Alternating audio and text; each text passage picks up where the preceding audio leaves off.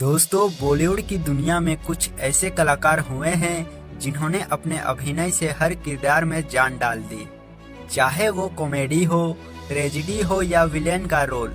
आज हम बात करने जा रहे हैं ऐसे ही एक महान अभिनेता की, जिनकी हंसी में जादू है और जिनका अभिनय आज भी लोगों के दिलों में जिंदा है। असरानी जी की 40 से ज्यादा सालों का फिल्मी सफर, 350 से अधिक फिल्में और हर किरदार में अलग रंग भर देने वाले असरानी साहब ने भारतीय सिनेमा को वो पहचान दी जिसे शब्दों में बयां करना मुश्किल है। कभी शोले के जेलर बनकर लोगों को हंसाया, तो कभी चुपके चुपके और अभिमान जैसी फिल्मों में अपनी सादगी से दिल जीत लिया। तो चलिए दोस्तों, आज की इस वीडियो में जानते हैं असरानी जी की जिंदगी की अनसुनी बातें, उनका संघर्ष, उनकी सफलता की कहानी और वो दौर जब कॉमेडी के बेताज बादशाह बन गए थे असरानी। नमस्कार दोस्तों, मैं हूं नारायण कुमार और आप देख रहे हैं बॉलीवुड शॉर्ट एक्सपेक्ट। तो दोस्तों चलिए वीडियो शुरू करते हैं। असरानी साहब का जन्म हुआ था 1 जनवरी सन 1940 को राजस्थान की राजधानी जयपुर के एक सिंधी हिंदू परिवार में। इनका पूरा नाम है गोवर्धन असरानी। इनके पिता की जयपुर में एक कारपेट शॉप थी। पिता चाहते थे कि ये भी उनके काम में हाथ बटाए, लेकिन पिता के काम में इन्हें जरा भी दिलचस्पी नहीं थी। साथ ही ये पढ़ाई में भी कुछ खास नहीं थे। जैसे तैसे इन्होंने जयपुर के सेंट जेवियर स्कूल से मैट्रिक पास की और फिर जयपुर के ही राजस्थान कॉलेज से इन्होंने ग्रेजुएशन किया। कॉलेज में पढ़ाई के दौरान ही ये ऑल इंडिया रेडियो के जयपुर स्टेशन में बतौर वॉइस ओवर आर्टिस्ट काम करने लगे थे। इस काम से इनका पढ़ाई का खर्च निकल आता था। रेडियो स्टेशन में काम करने के दौरान ही इनके मन में एक्टर बनने की चाहत ने जन्म ले लिया। इसके बाद सन 1960 से लेकर 1962 तक इन्होंने एक्टिंग की क्लासेस ली और फिर इन्होंने रुख किया मुंबई का। मुंबई में एक दिन इनकी मुलाकात हुई किशोर साहू और ऋषिकेश मुखर्जी से। इन दोनों ने ही असरानी को समझाया कि अगर तुम इस इंडस्ट्री में कामयाब होना चाहते हो तो तुम्हें विधिवत तरीके से एक्टिंग सीखनी चाहिए। इन दोनों की सलाह पर असरानी ने रुख किया film and television institute of Pune का और साल 1964 से लेकर 1966 तक इन्होंने यहां पर अपना एक्टिंग का कोर्स पूरा किया। इसके बाद फिल्मों में काम करने के इरादे से ये फिर से आ गए मुंबई। पहली दफा इन्हें काम मिला साल 1967 में रिलीज हुई फिल्म हरे कांच की चूड़ियां में। इसी साल ही ये एक गुजराती फिल्म में हीरो के तौर पर भी नजर आए थे और अगले 2 सालों तक गुजराती फिल्मों में इन्होंने काफी काम किया, लेकिन फिर भी इन्हें वो मजा नहीं आ रहा था जिसकी तलाश में ये कब से थे।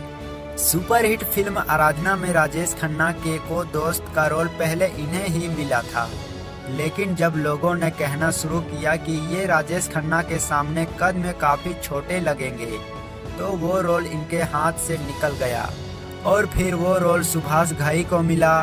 कुछ ऐसा ही इनके साथ आनंद फिल्म के दौरान भी हुआ था। अमिताभ बच्चन वाला रोल पहले इन्हें ही ऑफर मिला था, लेकिन बाद में वो रोल इनसे छीनकर अमिताभ बच्चन को दे दिया गया। लेकिन फिल्म बावर्ची में इन्हें ऋषिकेश मुखर्जी ने जो रोल दिया उसने तो इनकी दुनिया ही बदल दी। बावर्ची के बाद तो मानो असरानी ऋषिकेश मुखर्जी की फिल्मों के परमानेंट हिस्सा बन गए। ऋषिकेश दा की फिल्म नमक हराम में इन्होंने बड़ा ही शानदार काम किया था। अब तक असरानी अभिनय की दुनिया का एक बड़ा नाम बन चुके थे। गुलजार साहब ने भी अपनी पहली डायरेक्टोरियल फिल्म मेरे अपने में इन्हें काम दिया और उसके बाद उनकी फिल्म परिचय में भी ये नजर आए थे। असरानी उन चंद बॉलीवुड कलाकारों में से एक थे जो अपने दौर के 2 बड़े सुपरस्टार के गहरे दोस्त थे। ये 2 सुपरस्टार थे राजेश खन्ना और अमिताभ बच्चन। और इस बात से कौन वाकिफ नहीं है कि इन दोनों ही सितारे के बीच में बाद में कितनी ज्यादा तल्खियां हो गई थी। असरानी के करियर की प्रमुख फिल्में की बात करें तो ये अनामिका, अभिमान, चुपके चुपके, छोटी सी बात, मिली, अलाप, तपस्या, पति पत्नी और वो नालायक, तकदीर वाला, दूल्हे राजा, बड़े मियाँ छोटे मियाँ, हेरा फेरी, गरम मसाला और दीवाने हुए पागल जैसी 200 से भी ज्यादा फिल्मों में नजर आ चुके थे। इनकी अब तक की आखिरी फिल्म आई थी पिछले साल यानी 2023 में, जिसका नाम था नॉन स्टॉप धमाल। इन्होंने फिल्मों में केवल एक्टिंग ही नहीं की है, कुछ फिल्मों के लिए इन्होंने गाने भी गाए हैं। ऋषिकेश दा की फिल्म अलाप में इन्होंने 2 गाने गाए थे। वही 1978 में रिलीज हुई फिल्म फूल खिले हैं गुलशन गुलशन में भी इन्होंने एक गाना गाया था। असरानी साहब ने फिल्में डायरेक्ट भी की है। इन्होंने सबसे पहले एक गुजराती फिल्म डायरेक्ट की थी जो कि साल 1974 में रिलीज हुई थी। इस फिल्म का नाम था अहमदाबाद नो रिक्शा वालों।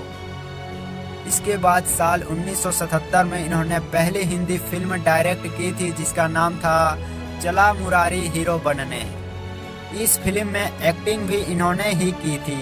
इसके 2 सालों के बाद यानी साल 1979 में इन्होंने सलाम मेम साहब नाम की एक फिल्म डायरेक्ट की। ये भी एक कॉमेडी ड्रामा फिल्म थी और इस फिल्म में ये खुद भी नजर आए थे। अगले साल 1980 में रिलीज हुई फिल्म हम नहीं सुधरेंगे का डायरेक्शन भी असरानी ने ही किया और इस फिल्म में एज एन एक्टर भी नजर आए थे। 1993 में रिलीज हुई फिल्म दिल ही तो है का डायरेक्शन भी इन्होंने ही किया था। इस फिल्म में जैकी श्रॉफ, दिव्या भारती और शिल्पा शिरोडकर लीड भूमिकाओं में थे। असरानी साहब ने इस फिल्म में एक्टिंग नहीं की थी। बतौर डायरेक्टर इनकी आखिरी फिल्म थी साल 1997 में रिलीज हुई उड़ान। सैफ अली खान स्टारर इस फिल्म में ये बाबा श्री 108 बने थे। असरानी ने वेब सीरीज में भी काम किया है और द वायरल फीवर की लोकप्रिय वेब सीरीज परमानेंट रूममेट्स में भी ये नजर आ चुके थे। साथ ही सब टीवी के लोकप्रिय कॉमेडी शो पार्टनर्स ट्रबल हो गई डबल में भी ये दिखाई दे चुके थे। असरानी साहब की निजी जिंदगी की तरफ देखे तो इन्होंने एक्ट्रेस मंजू बंसल से मैरिज की थी। मंजू बंसल और असरानी ने कई फिल्मों में साथ काम किया। इन दोनों की मोहब्बत परवान चढ़ी थी फिल्म आज की ताजा खबर और नमक हराम में साथ काम करने के दौरान। शादी के बाद इस जोड़ी ने तपस्या, चांदी सोना, जाने बहार, जुर्माना, नालायक, सरकारी मेहमान और चोर सिपाही जैसी फिल्मों में भी साथ काम किया था। इन दोनों का एक बेटा भी है जिसका नाम है नवीन असरानी। इनका बेटा नवीन अहमदाबाद में डेंटिस्ट हैं। बात अगर इन्हें मिले अवार्ड्स के बारे में बात करें तो पहली दफ़ा इन्हें साल 1974 में आज की ताज़ा खबर के लिए film fair best supporting actor का अवार्ड मिला था। हालांकि उससे 1 साल पहले यानी 1973 में अनहोनी नाम की फिल्म के लिए इन्हें समा Subhash award for best comedian मिल चुका था। 1977 में इन्हें वलिका बधू नाम की फिल्म के लिए film fair best supporting actor का अवार्ड मिल चुका है और ढेर सारे अवार्ड के लिए नॉमिनेटेड तो ये कई दफ़ा हो चुके हैं। असरानी की उम्र अब 83 साल हो चुकी है और इस उम्र में भी एक्टिंग को लेकर इनका जुनून जरा कम नहीं हुआ है, लेकिन इनके फैंस इन्हें आज भी उतना ही चाहते हैं जितना पहले चाहते थे।